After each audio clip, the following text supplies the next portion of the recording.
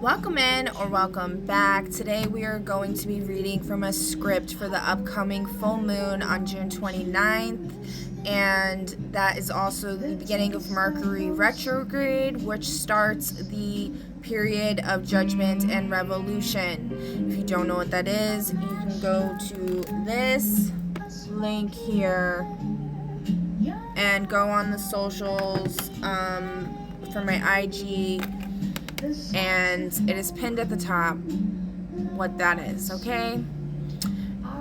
It's super important if you give a crap about anything in this world, and for the betterment of humankind, okay? We also have here an integration of, or some elements introduced as far as July 7th, which is the beginning of the Tanabata festival, or energy, the portal, which is all about the lovers, this bridge being formed for the lovers that have been kept separated forever, basically. It's like some Trinity and Neo type energy. So I integrated that as well. So let's just dive in. These are the characters. I'm not going to read them all.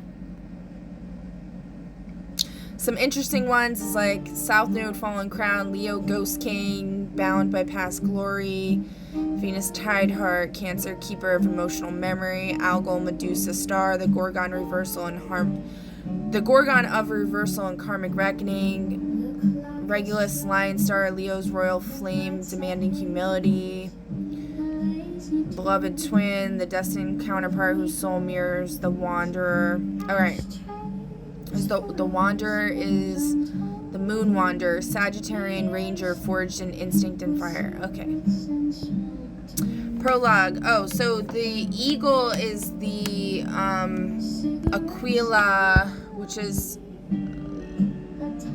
all involved in the whole Tanabata lore and festival. It has like a lot of Zeus energy in there. And then I incorporated these stars that you see that make up Aquila, okay, into this analysis. Alright, the seventh gate sleeps under a sky carved in obsidian. The full moon hangs like a blade sharpened by cosmic hands. And above the city, the eagle of Aquila unfurls its wings. Its stars ignite. Tarazed, the Ember Heart, Alshane, the Silent Feather, Vega, the Celestial Lyre, or Lear, Deneb El Okab Borealis, the Northern Talon, Deneb El Okab Australis, the Southern Talon. Together they form the bridge of Aquila, the Tanabata pathway where separated lovers may cross the celestial river once each year. Tonight the bridge descends not for mythic figures of old, but for the wanderer and the one whose soul has always moved in tandem with his. Chapter 1, the full moon tension. The moon wanderer stands atop a ruined watchtower. His cloak flickers with Tarazed's ember light. The full moon burns behind him, demanding integration. Across the city, the Sun Mirror King rises from the seventh house, twin-voiced, twin-minded, twin-hearted. Their opposition is exact, their tension is absolute, their destinies are intertwined. The Wanderer whispers, "I will not split myself tonight." He steps toward the bridge. Yeah, Sagittarius energy's been coming up a lot on the Astro Days, so that's definitely significant. Chapter 2, the Triangle of Alchemy. Three figures emerge from, and Taurus energy. Is that what the sun is in? I honestly don't even know. Let me see real quick.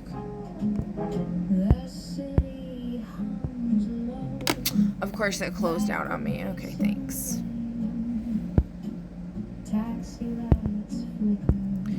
The sun is going to be in Gemini, the moon in Scorpio. So where are you getting this? Where's the Sagittarius coming from?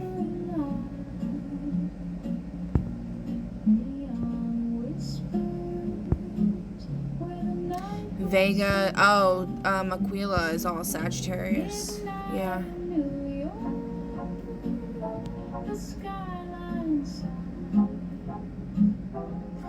But Terra, well, no, because then Terra Z, so it's in Capricorn and Sagittarius.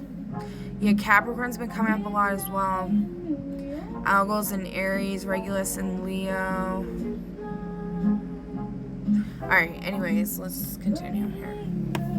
Alright, chapter 2, the Triangle of Alchemy. 3 figures emerge from the shadows. Pluto, Underlord. Capricorn, armor cracked with ancient sigils. He dismantles what no longer serves. Neptune, veil bearer. Piscean, robes flowing like mist. He dissolves illusions and softens the fall. Uranus, shock wraith. Taurus, lightning woven through his limbs. He disrupts the necessary to reveal the truth. Together they form the alchemical triad, the mirror grand trine of transformation. Pluto speaks, break the old structure. Neptune murmurs, let the truth soften you. Uranus crackles, innovate your way forward. The wanderer bows, he accepts this dismantling, the dissolving, the disruption. Chapter 3, the Square of Destiny. From the 5th district, the Mars Iron Bull charges forward, horns glowing with Taurus stubbornness. From the horizon, the North Node Cipher Star descends. Aquarian light, cold and evolutionary. Their clash forms the Square of Destiny. Mars growls. Cling to what you know. The Cipher Star counters. Release what you cling to. The Wanderer steps between them. He chooses evolution over security. Chapter 4, the Shadow of Expansion. In the 7th gate's inner sanctum, Jupiter in Cancer rises, a tidal guardian of emotional truth. But opposite him stands the law of victory and law of courage in Capricorn, disciplined, demanding, and uncompromising. Jupiter warns, do not inflate your path. The lot's answer, earn your triumph. The wanderer nods. He chooses maturity over expansion. Chapter 5, the Dark Night of the Mind. Deep beneath the city lies the 3rd house, a labyrinth of stone tablets and whispering laws. Here sits the Saturn archivist, Pisces-born keeper of karmic order. Beside him lurks Hades' whisper shade, Gemini's shadow mind. Their square forms the trial of death. Saturn commands, organize your chaos. Hades hisses, face what you buried. The wanderer descends. He confronts the unfaceable.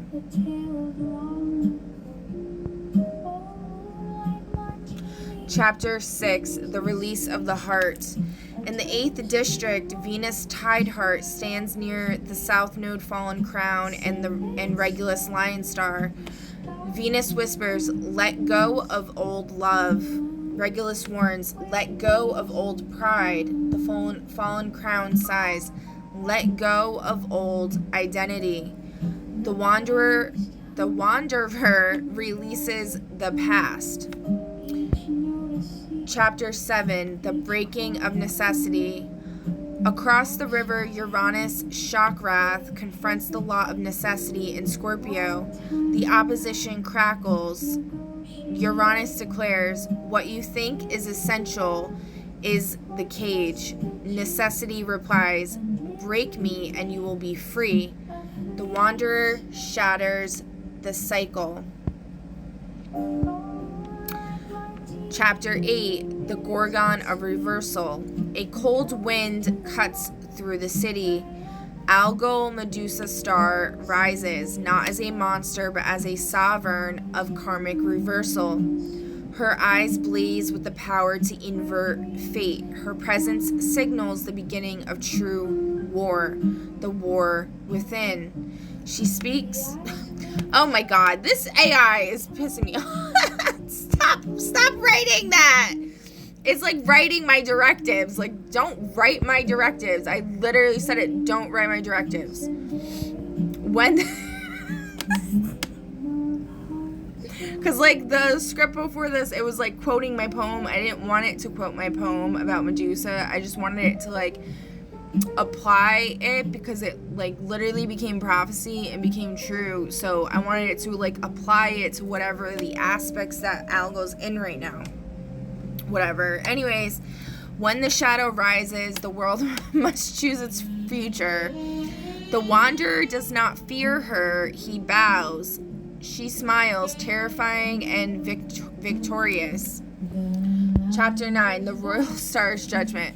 4 pillars of light erupt: Aldebaran, Dawn Star, Courage; Fomalhaut, Oracle Star, Purity; Regulus, Lion Star, Humility; and Taurus, Scorpion Star, Transformation. They form the cross of judgment. Aldebaran, act with integrity; Fomalhaut, stay true; Regulus, bow to no ego; and Taurus, burn through fear.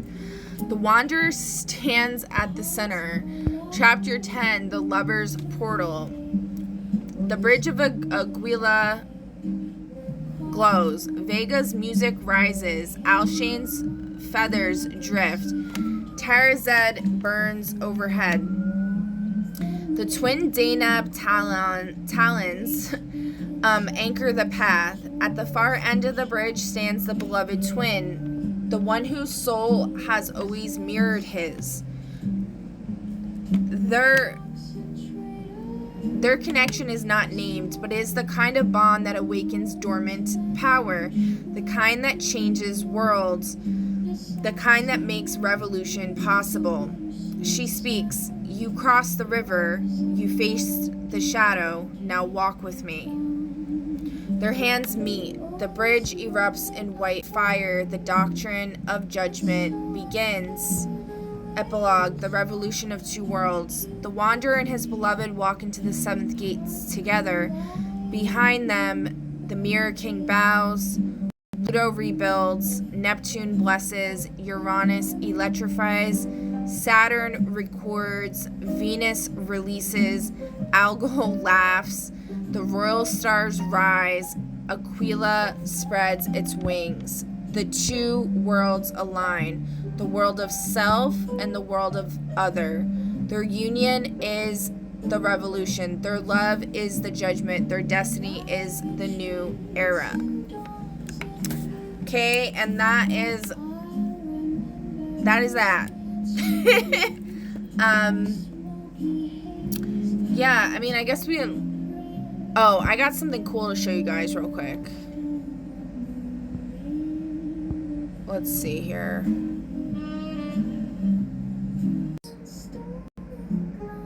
Okay, I really got to figure out how to press play on this. Okay, so I don't know what I just said that actually got recorded, but you can hear like a demon voice, and some people might not think this is that big of a deal, but it scared the shit out of me when it happened, because it was like really late at night, like the witching hour, and I was on edge because I had like this really freaky nightmare the night before, and then like that really bad earthquake happened, which kind of freaked me out, because I had just, we'll talk about that in a minute. Okay, but anyways, I was freaked out. It's like only a couple seconds long, but it was really strange. Yo, this is some straight terrifying ass shit. Check this out in this guy's video. If you don't like God and the divine calling you a rat, and it's like they want to be seen as a savior, but they're not. They're seen as who they are, as a ratchet bitch, because they are a ratchet bitch, and they can't come to terms with that. And these are not my words. These are the words that are coming to me. If you don't like God and the divine calling you a ratchet bitch, then quit being a ratchet bitch. Yeah, I don't know what the hell that was, but I mean, like, in the moment, it freaked me out. Now that I heard it, like, 7 times, I'm not as freaked out. It's not as dramatic, but, like, it, like, really freaked me out when I heard that. I was like, oh my god, it, like, scared the shit out of me. I was like, oh, hell no. But yeah, I just wanted to share that with y'all. Okay, bye. So, yo, this is some straight... What the hell? Okay. So, on my TV, it sounds way louder. I guess if you listen to it with headphones or something, you can hear it better. I couldn't understand what they're saying. It's definitely like a man, like a fucking demon or something. Or not like... I don't want to call them, like, you know, anything negative. I don't know who the spirit is. It actually kind of sounds like almost like an Egyptian god or something. Like, I don't know. Like, but anyways, okay, so there's that. Alright, so this is another video that I told you guys I was going to share, like, a while back, but then I kept forgetting. This was, like, a couple weeks ago or something. This TikToker I follow sometimes... or I watch sometimes, Gunnar Tierno. He walks around New York City. He reminds me of Seinfeld, like Jerry from Seinfeld. He always talks about that too, like how he just loves nothing, like he like won't get a couch for his house and like stuff. Like it's just, I think he talks about it in this video too. This is like 10-minute long. So we're not watching this whole thing, but I wanted to show you guys because there's a bat. It's just watch.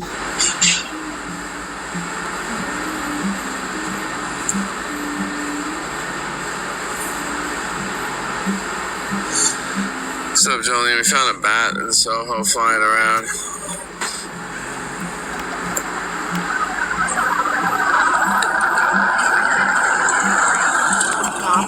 There it is. Wow, we're getting such a good look at it.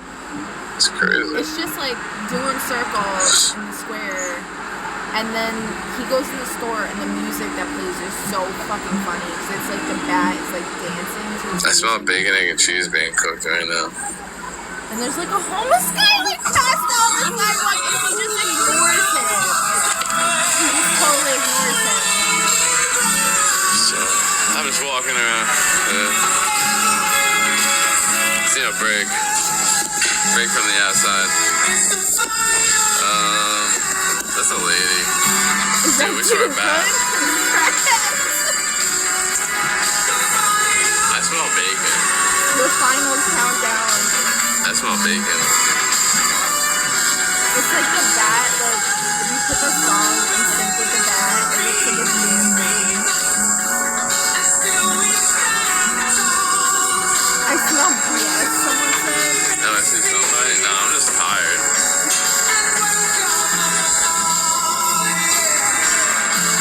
So, it's good.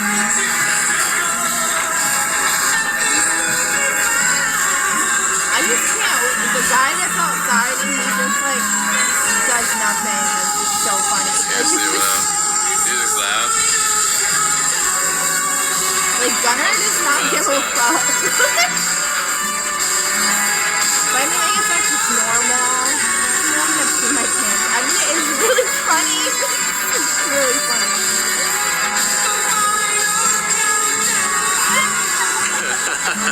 Silly Sue. Go off, you have any harmies?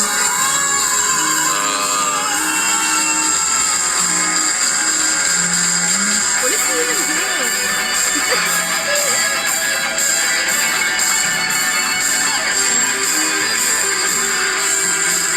He's just a character, man. He's funny. Sure is the final countdown. What time is it? Too early for this. I'll tell you that. I think it's like 4 in the morning or something. Yeah. He like never sleeps. He just like Damn, way dreams too all early night. for this. If you're ever lonely or whatever, go watch him. Literally. Like, it's like typing not even something. 4. Like, This is fire song choice.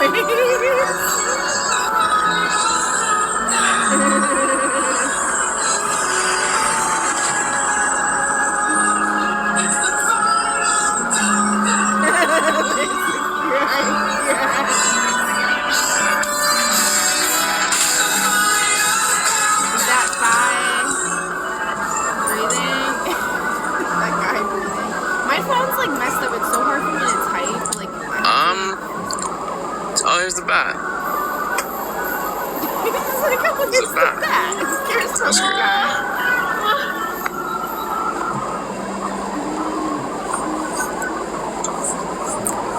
See, let me show you what West New Yorkers do. You ready? Look.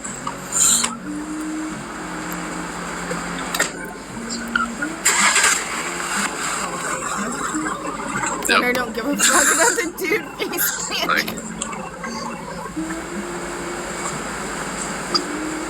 So funny. I think he goes to his car. Can't believe we saw a bat. And then, ooh, it's screaming. That's crazy. Oh yeah. What was that? I don't know. There was some chick. Beats me. I didn't hear nothing. What are you talking about?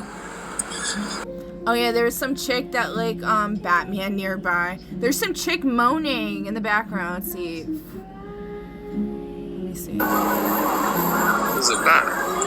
That's good. Right there. It's like, like, what the fuck? See, let me show you what West New Yorkers do. You ready? Look. That's what West New Yorkers do. They just walk away. Yep. Like. Time to dip. Just get the fuck out of there. Can't believe we saw a bat. I would like probably kick him or something. That's crazy. I don't know what I would do. What was that? I don't know. Beats me. I didn't hear nothing. What are you talking about? Yeah, it was just one bat. You know, I was gonna say who was that moment I didn't hear or anything. whatever. Well, don't know. I can't type. Oh my god. Never heard of it. Didn't hear anything. Wow, look at this. Look at this. Alright, Shot. so that's enough of that. Okay, we don't need to. He just walks and yaps a bunch, and then he goes to the Richie Rich part.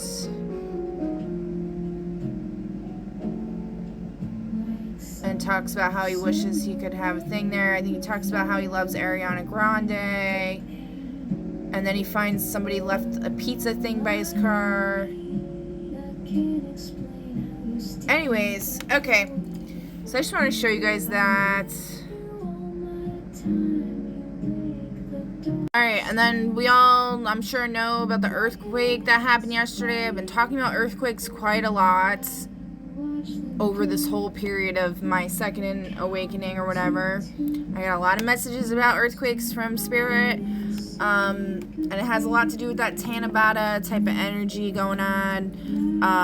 But also, you know, the main thing is like freedom, you know, from tyranny and oppression. So this is a short that I did before this happened. And so it can add a little perspective. And then I'm also going to show you some screenshots of a question I asked Google. Welcome in or welcome I think back. this is the one. Today we're going to see You can hear the what siren going conflict off. is going on for you and what to solve it we must do.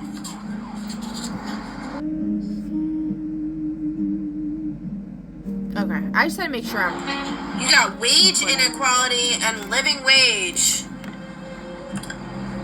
Don't we know it? Spirit's saying there's going to be a divorce from this situation. I don't know if this is the one. It might come as a shock for a lot of people, but there's going to be a divorce from this inequality going on in our world. Environmental reckoning. Nature responds to exploitation. Disasters reveal hidden truths. Apparently, Mother Nature is coming through here. Yeah. So, I'll ring my chalice for that one. Fuck yeah. Anything else, Spirit? Oh, that was a good ring. We got Venus in the 10th house in Gemini. Yeah, that's the message. Mother Earth coming through to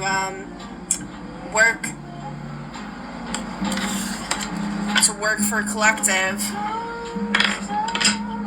You might be a Sagittarius. Oh yeah, and Sagittarius is the wanderer. Something you don't energy, know. right? A hidden ally. Someone secretly supports your justice behind the scenes. Hell yeah. That's what I'm talking about. Alright, so that's the message. And I will catch you in the next one. Bye. Alright, and then... Oh yeah, so Terra Zed is... Its name stems from the Persian... I don't know how to say that, meaning the beam of the scale, so it has something to do with, like, the scales of justice. Resembled a balancing scale. Exactly, the balancing out of the forces. Alright, so I asked, hypothetically speaking, what would be an incentive for an oligarch to be in Venezuela?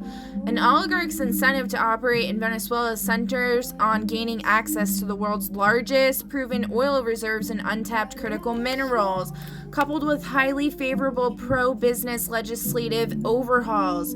Additionally, the potential for lucrative asset recovery and evading international sanctions creates strong motives for high-stakes investment.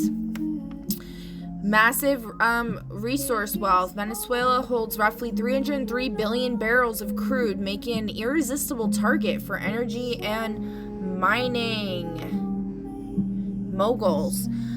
Newly passed legislation overhauling both hydrocarbons and mining drastically reduce fiscal burdens and allow for lucrative private sector partnerships, asset recovery, and debt restructuring.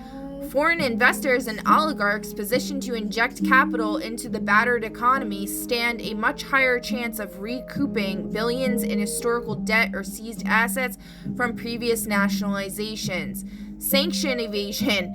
Historically heavily sanctioned individuals, such as those from Russia, have utilized opaque shell companies.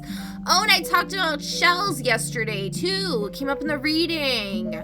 And deep discounts on Venezuela. I said seashell, sea hell, and I showed the shells. I was, like, talking about people being vain and base or whatever. And also, like, sometimes words have two meanings, and there's a lot of nuance with that message, okay? That's why I said if you know, you know. But anyways, recouping billions in... Oh, shit. In historical debt or seized asset from previous... Okay. Have utilized opaque shell companies and deep discounts on Venezuelan crude to dodge Western trade restrictions and launder money. Oh, okay. Primary deterrence. Western oversight explicitly targets and discriminates against adversaries like Russian or Iranian entities attempting to control local energy assets. A heavy active regulatory presence, such as revenues being funneled through the U.S. Treasury, poses severe enforcement risks. Lack of rule of law. Despite legislative reforms, contract enforcement remains dangerously unpredictable. Investors are heavily reliant on informal, behind-the-scenes political relationships rather than institutional guarantees. Rampant criminal activity, armed groups in resource-rich areas, and severely degraded physical infrastructure require massive upfront capital expenditures before turning a profit. Okay. And then I asked about Japan, because there was also an earthquake in Japan. It was like twin earthquakes or whatever, right? I don't know. They both hit... I gotta watch the Stefan Burns special on this because I didn't watch it yet. There's apparently like twin shocks that went out, which is so interesting because with this Tanabata energy that we're talking about. But I do know Japan got hit pretty hard as well. And they seemed like they get hit quite a lot. We had the whole Hiroshima thing or whatever. Or I'm thinking that was because of an earthquake, right? I don't know, guys. I'm a ditz when it comes to this stuff. Okay. An oligarch would primarily be incentivized to be in Japan to leverage its status as a stable, high-security safe haven with premier... I just make connections. I'm not, like, super detail savvy at all. Okay. high security safe haven with premier living standards for global asset diversification away from heavily sanctioned or volatile jurisdictions. Specific incentives and strategy advantages. Okay, thank God I have to check if I'm recording. I don't want to be yapping for no reason, okay? Geopolitical insulation and safety. Japan enforces targeted sanctions against specific foreign elites, freezing of assets of Russian billionaires. Again with the Russian crap. However, its robust rule of law, negligible violent crime rates, and secure private property rights make it an elite sanctuary for non-sanctioned, ultra-high net worth individuals looking to vote with their feet. I don't really know what that means, but it's not good, whatever it means. Soft power, the country's premier healthcare infrastructure, personal security, and cultural prestige are attracting an influx of global millionaires. Japan is a major creditor nation with deep capital markets and expanding government-backed financial startup support program incentives aiming at drawing foreign asset managers and financial professionals. Aren't they also doing some weird shit sexually with sex dolls or something? I don't know. Then apparently this airport got targeted here, and it suffered. The following areas suffered the heaviest impacts. Coastal area, which is usually where a lot of rich people are. Here it is. Venezuela's primary international airport, Simón Bolívar International Airport. Okay, and then I looked up, did super rich and oligarch use this Simón Bolívar International Airport? And it says, yeah, super rich elites, government affiliated elites, the Boliborgasia. I've heard of that before. And international investors utilize the executive aviation facilities at Simón Bolívar International Airport. Dedicated FBOs. The airport features specialized fixed-base operator FBO facilities such as Universal Aviation and TAS Aviation Services, handling private jets and executive charters. Private terminals. These hubs provide white-glove ground handling, private lounges, and secure VIP transport directly to the tarmac. High-ranking Venezuelan officials, sanction-evading elites, and military millionaires have historically utilized these private terminals for travel and asset movement. Foreign investors. As international investment trickles back into Venezuela's recovering economy, foreign executives and investors frequently fly in via private charter. Yeah. So, you know, I just hope that, like, no innocent people, you know, got harmed. At the end of the day, I'm like, whatever happens is meant to happen, and if this is like the Matrix or whatever, you know, a lot of people just got let out of their fucking pods of slavery, so we got that at least, right? But yeah, here's to hoping that these energies actually get these scumbags out of here. I heard somebody was saying something about the king is dead, and there's been this whole no kings movement. So perhaps Mama Gaia hit her target. We shall see. Alright guys, that's the message I have for you, and I will catch you in the next one.